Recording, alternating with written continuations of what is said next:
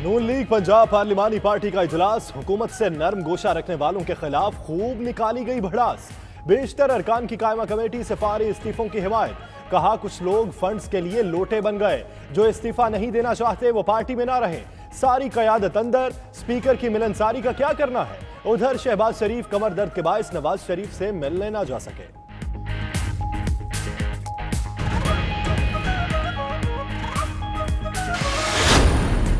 नवाज शरीफ की नून लीग को फजलुर रहमान के मार्च में शिरकत की हिदायत।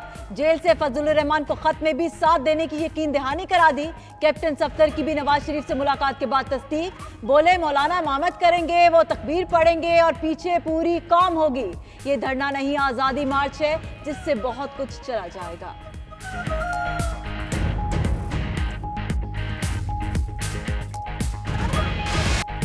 आजादी मार्च की जोरों शोर से तैयारियां। जेयूआई ने दरिया में उतार दी कश्तियां।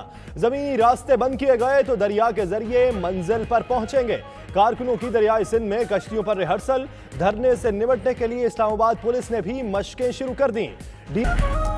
पीपल्स पार्टी का आजादी मार्च में शिरकत के साथ अपनी राब्ता अवाम मुहिम चलाने का भी ऐलान। बिलावल भुट्टो 18 अक्टूबर से 30 नवंबर तक मुल्क भर में जलसों से खिताब करेंगे। नैयर बुखारी कहते हैं एपीसी के तहत किसी पार्टी के अपने प्रोग्राम पर कदगन नहीं।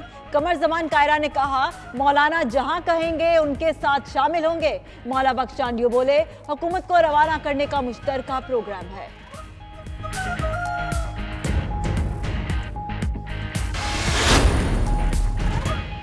वज़ीर आज़म का वज़ीर मजहबी उमूर नूरुल हक कादरी से राब्ता। धरने से मुतालिक मालूमात फराहम और सिफारिशात तैयार करने का टास्क सौंप दिया। नूरुल हक कादरी के फजलुर रहमान से राबिते का भी इम्कान। उधर इमरान खान से एमकेएम रहनुमाओं की मुलाकात। एमकेएम की आज़ादी मार्च की मुखालिफत। वज़ीर आज़म ने कहा मजहब को ज़ाती मकासद के लिए इस्तेमाल नहीं करने देंगे।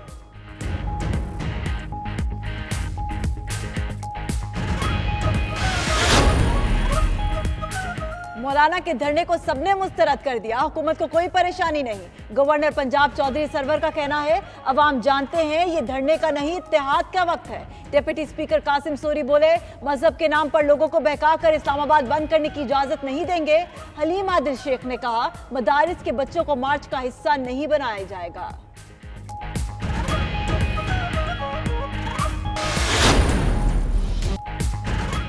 बानी एमकेएम के लंदन में गिरफ्तारी और जमानत पर रिहाई। अदालत ने पैगामात जारी करने से रोक दिया। घर में रहने की पाबंदी भी लगाई। बानी मुतहदा नफरत अंगेज तकारीर और तशद्दुद पर उकसाने के इल्जाम में जमानत खत्म होने पर पहले पुलिस स्टेशन फिर मजिस्ट्रेट के सामने पेश हुए। मजिस्ट्रेट ने रिमार्क्स किए कि वो कई साल से बरतानिया की सरजमीन से नफरत अंगेज तकारीर कर रहे हैं।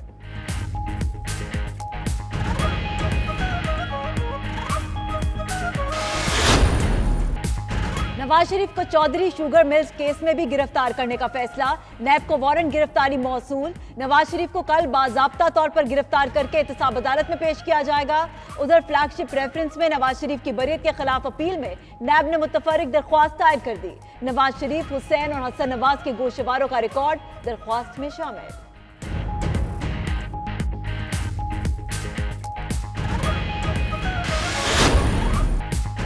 हुक्मरान जमात को धचका। गैर मुल्की फंडिंग केस में इलेक्शन कमीशन ने पीटीआई की चारों दरखास्तें मुस्तरद कर दी। फंडिंग की स्क्रूटनी कमेटी काम जारी रखे। पीटीआई को 14 अक्टूबर को कमेटी में पेशी की हिदायत। उधर नून लीग की पीटीआई के असासों का रिकॉर्ड फराहम करने के लिए इलेक्शन कमीशन में दरखास्त।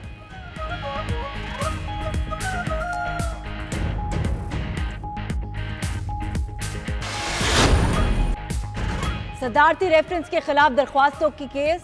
अटॉर्नी जनरल ने सुप्रीम कोर्ट में जमा अपने जवाब में कहा कि जस्टिस फायज ईसा बरतानिया में जायदादों के असल मालिक हैं। उनकी अहलिया और बच्चे बेनामीदार हैं। जस्टिस काजी फायज ईसा के इल्जामात मफरूजों पर मबनी है। एहतसाब के अमल में किसी को इस्तिस्ना हासिल नहीं।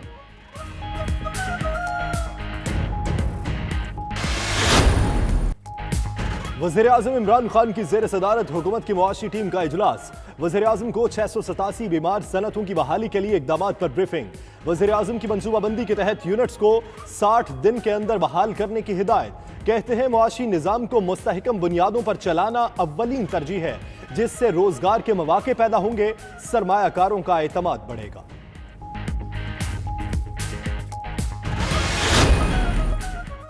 2019 का अदब का नोबेल इनाम ऑस्ट्रिया के पीटर हेट के नाम, 2018 के अदब का नोबेल इनाम पोलैंड की ओल्गा टोकाराज ने जीत लिया।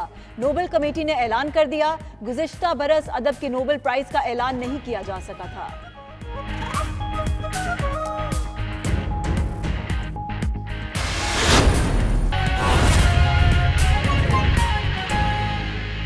अभी आपको बराह रास्त लिए चलेंगे कराची। पीपल्स पार्टी के रहनुमाओं की प्रेस कॉन्फ्रेंस जारी है। पहली स्पीच में कहा था कि सिलेक्टेड वज़ीर आज़म, तो सारी पॉलिटिकल पार्टीज़ को तहफ़्फ़ुज़ात थे और हम समझते थे कि पार्लियामेंट एक ऐसा प्लेटफॉर्म है जहाँ पे नेशनल इश्यूज डिस्कस हों।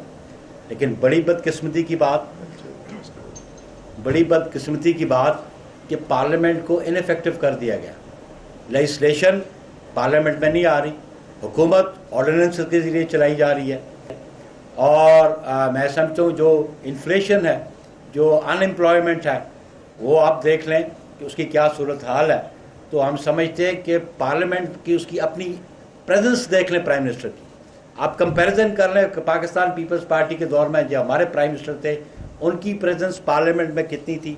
हमारी लेजिस्लेशन थ्रू पार्लियामेंट होती थी, लेकिन इनकी प्रेजेंस देख लें कि जो शख्स पार्लियामेंट में एक ट्रेडिशनल वज़ादारी होती थी कि जब भी प्राइम मिनिस्टर हाउस में दाखिल होता था तो लीडर ऑफ अपोजिशन की सीट पे जाके उसे, आप पिछले 13 माह का कंडक्ट इनका देख लें कि ये पार्लियामेंट में दीगर जमातों को साथ लेके चलना नहीं चाहते। और हम समझते हैं कि आज अवाम और नास इतने तंग आ चुके हैं इस महंगाई से, इस बेरोज़गारी से, इस लाकानूनियत से, तो ऑब्वियसली पॉलिटिकल पार्टीज़ के पास ये बिल्कुल उनके पास ऑप्शन है, ये वो एजुटेशनल पॉलिटिक्स कर रहे हैं और हम एजुटेशनल पॉलिटिक्स की तरफ जा रहे हैं।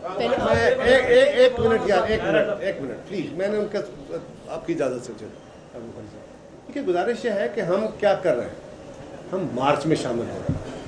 धरने के बारे में कल चेयरमैन साहब ने कैटेगोरिकली वजाहत कर दी थी, उसकी फर्दर हमें वजाहत की ज़रूरत नहीं है। हम क्या कर रहे हैं, हम मार्च कर रहे हैं, हम हुकूमत के ऊपर दबाव बढ़ा रहे हैं, हम अवामी राय आमा हमवार कर रहे हैं। और इस वक्त हुकूमत के इन नालायकियों की बदौलत जो मुल्क के अंदर इकोनॉमी के जो सोसाइटल, जो पाकिस्तान की खारजा पॉलिसी के क्राइसिस खड़े हुए हैं, उसके अंदर पाकिस्तान में एक फ्रस्ट्रेशन है। और आज अगर सियासी जमातें हुकूमत लीडरशिप फराम नहीं कर रही, अगर सियासी जमातें अवामी रायामों को लीड नहीं करेंगी तो क्या अनार्की की तरफ लेके जाएंगी। तो पीपल्स पार्टी बिल्कुल जमहूरी तौर पे, आईनी पार्लिमानी स्टाइल पे, आज भी हम पार्लिमान के अंदर अपनी जगह बैठे हुए हैं और हम पार्लिमान में ये मामले हल कर रहे हैं। लेकिन ये अवामी राय आमा की बात है। उसमें पीपल्स पार्टी नहीं जा रही, धरने में आप नहीं जा रहे, नून लीग का भी वर्जन ये आ रहा है कि धरने में हम नहीं जाएंगे। अगर मौलाना का ये धरना नाकाम होता है तो आप क्या समझते हैं, ये मुखालिफ दुर्ग है, अपोजिशन उनकी नाकामी नहीं है? ये आप क्यों प्रिज्यूम कर रहे हैं कि ये नाकाम होगा? ये आपकी प्रिजम्पशन है ना। हम ये समझते हैं कि जो सूरत हाल इस मुल्क में है, जो आवाम की बेचैनी और इज़्तिराब है, जो लाकानूनियत और बेरोज़गारी है, उसमें मैं समझता हूँ कि ये लॉन्ग मार्च है, ये कामयाब होगा। अगर गवर्नमेंट के ऐसे एक्शंस हैं कि जहाँ पे वो पॉलिटिकल फोर्सेस को मजबूर करती हैं, तो उस पर भी गौर किया जा सकता है कि बाकी दिगर जमातें क्या फैसला करती हैं।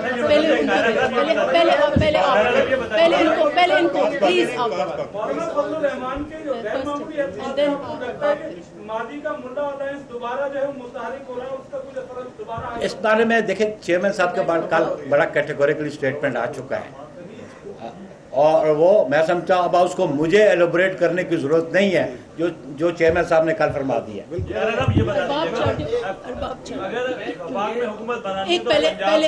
दिस साइड चले, कल चेयरमैन साहब ने खासी वजाहत कर दी, लेकिन क्योंकि कल रात 12 बजे थे, अभी थोड़ा टाइम है, दिन में कोई नए फिगर आए तो इस्लामाबाद जो है, इस्लामाबाद क्योंकि ये बात इस्लामाबाद की तरफ जा रहा है, आप इस्लामाबाद में रहते। एक और अहम खबर आपको दे, तुर्क सदर रजब तैयब उर्दुवान का दौरा है पाकिस्तान। सफारती जराये के मुताबिक वो 23 अक्टूबर को 2 रोजा दौरे पर पाकिस्तान पहुंच रहे हैं। तुर्क सदर अपने दौरे में पाकिस्तान की आला सियासी और अस्करी क़यादत से मुलाकातें भी करेंगे। इसी पर बात करते हैं, हमारे नुमाइंदे फैसल रजा हमारे साथ मौजूद है। फैसल, बताइएगा, दफ्तर खारजा की जानिब से तस्दीक कर दी गई इस दौरे की? जी, तुर्क सदर रजब तैयब उर्दवान जो हैं वो दौरा पाकिस्तान पर 23 अक्टूबर को इस्लामाबाद पहुंच रहे हैं। सिफारती ज़राए के मुताबिक जो है तस्दीक की गई है कि तुर्क सदर का दौरा जो है वो 2 रोज़ा होगा। 23 अक्टूबर और 24 अक्टूबर को तुर्क सदर पाकिस्तान में आला सियासी और अस्करी क़यादत से अहम मुलाकातें करेंगे। इसी के साथ साथ जो है वो तुर्क सदर रजब तैयब उर्दवान पाकिस्तान और तुर्की के माबैन जो आला स्ट्रेटेजिक मुज़ाकरात हैं उन्हें भी शिरकत करेंगे।